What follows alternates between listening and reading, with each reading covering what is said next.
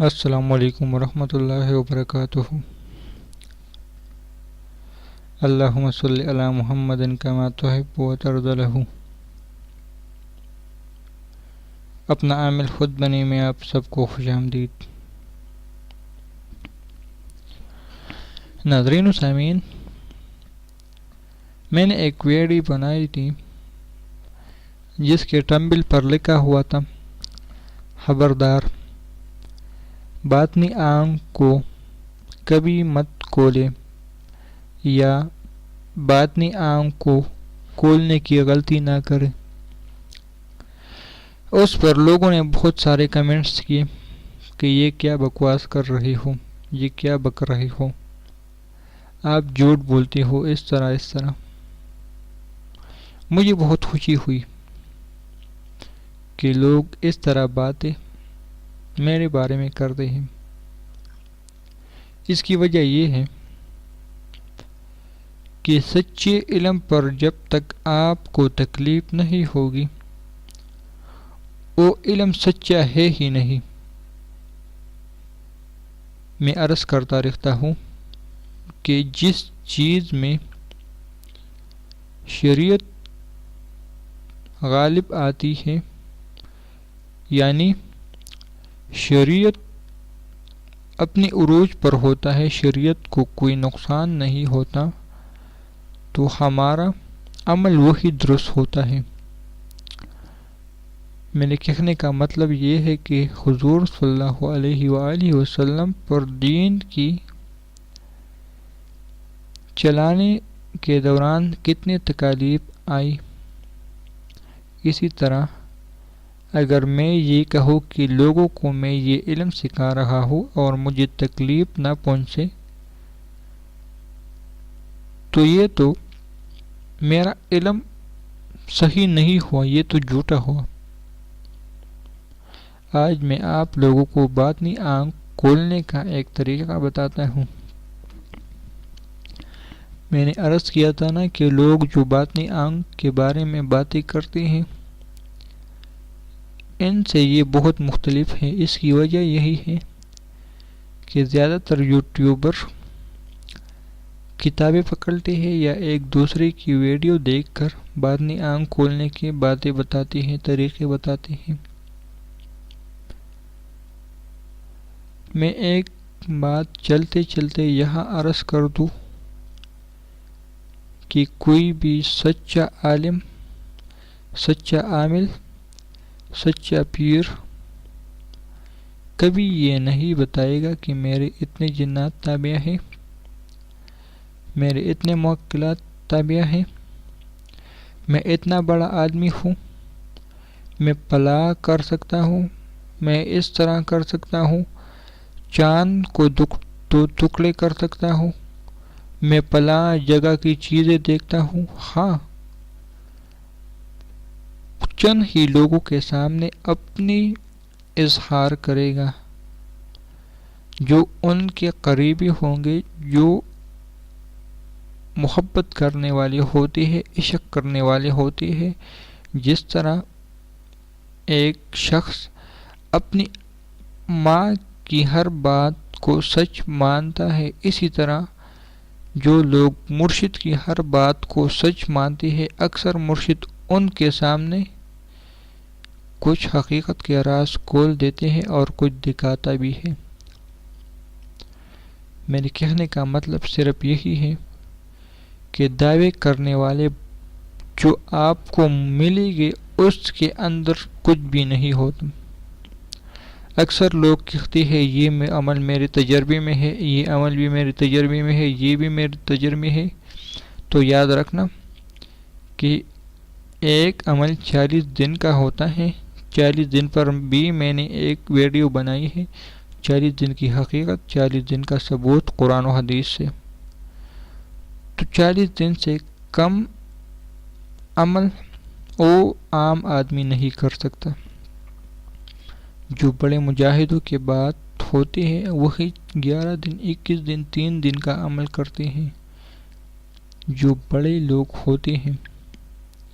اس لیے دعوے کرنے والے آپ کو بہت ملیں گے، اس کی وجہ یہ ہے کہ عملیات کی دنیا میں دوسروں کو لوٹنا بہت آسان ہے۔ عملیات کی دنیا میں دوسروں کو لوٹنا بہت آسان ہے۔ میرا موضوع دوسری طرف جا رہا ہے۔ باطنی آنکھ کھولنے کا طریقہ بتاتا تھا۔ صبح 10 منٹ سورج کو دیکھیں، لیکن سورج اپنی کرن پر ہو، یعنی پہلے نکلے وہی انداز میں، اور پھر رات کو جب چاند اپنی چاندنی میں ہو، 10 سے لے کر 20 دنوں تک اکثر چاند اپنی چاندنی میں ہوتے ہیں۔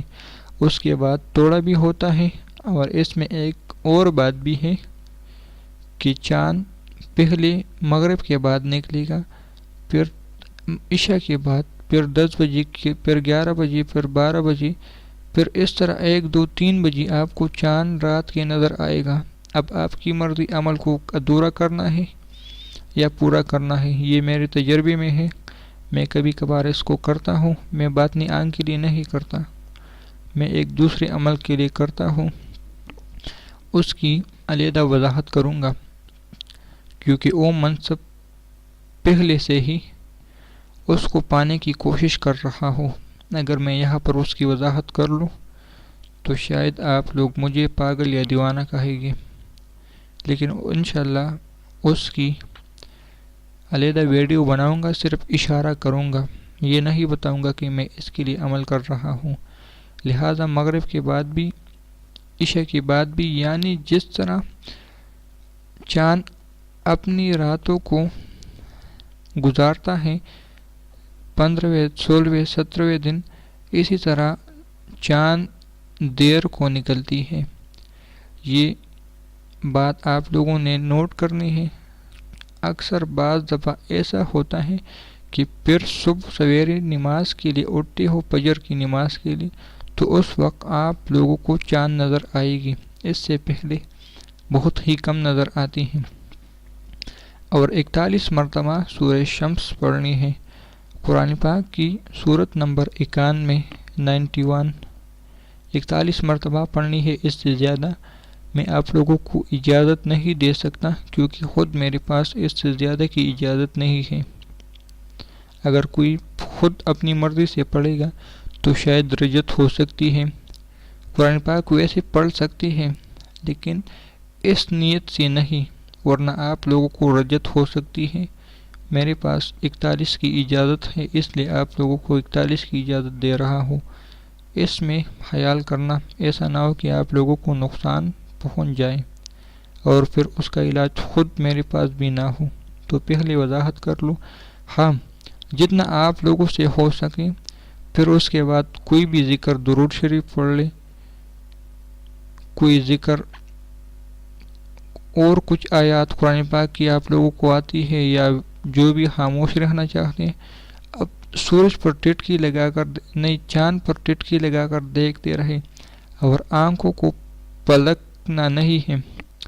اگر آپ لوگوں کو تکلیف ہوتی ہے تو ایک دوائی ہوتی ہے، نام ابھی بھول گیا، خوشبو والی،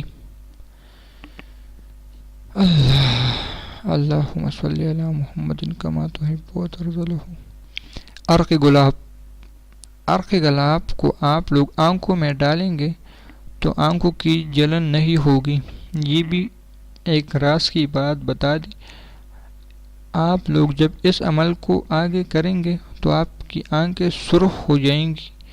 سرخ جس طرح لوگ کہتے ہیں نا، یہ اتنی راتوں سے جاگا ہوا ہے، یہ پاؤڈری ہے، نشی ہے، اس طرح آپ لوگوں کی آنکھیں سرخ ہوتی جائیں گی۔ اس سے بھی پریشان مت ہونا، یہاں تک کہ آپ کو 24 گھنٹوں میں 3-4 گھنٹے نیند آئے گی، اس سے بھی پریشان مت ہونا۔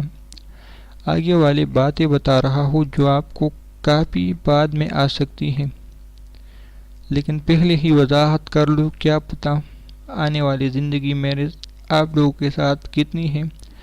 انشاءاللہ اس عمل کے کرنے سے آپ لوگوں کی باطنی آنکھ بھی کھلے گی اور تسخیر بھی ہو جائے گی۔ سورج نکلتے ہوئے یہ تصور کرنا ہے کہ جس طرح سورج پوری زمین پر روشنی کرتا ہے، اسی طرح میری نظر پوری دنیا میں پھیل جائے، یعنی جو بھی مجھے دیکھے وہ میرا دیوانہ ہو جائے۔ اس میں یہ تصویر کی نیت بھی کر سکتا ہے، باطنی آنکھ کی نیت بھی کر سکتا ہے۔ اور باطنی آنکھ رات کے چاند والے عمل کے ساتھ آپ لوگوں نے سورہ شمس جو کہ 91 سورت ہے قرآن پاک کی، اس کو 41 مرتبہ پڑھنا ہے۔ علیحدہ اس پر ایک اور بھی ویڈیو بناؤں گا جس میں اس کے اور کمالات ہیں۔ اللہ حافظ۔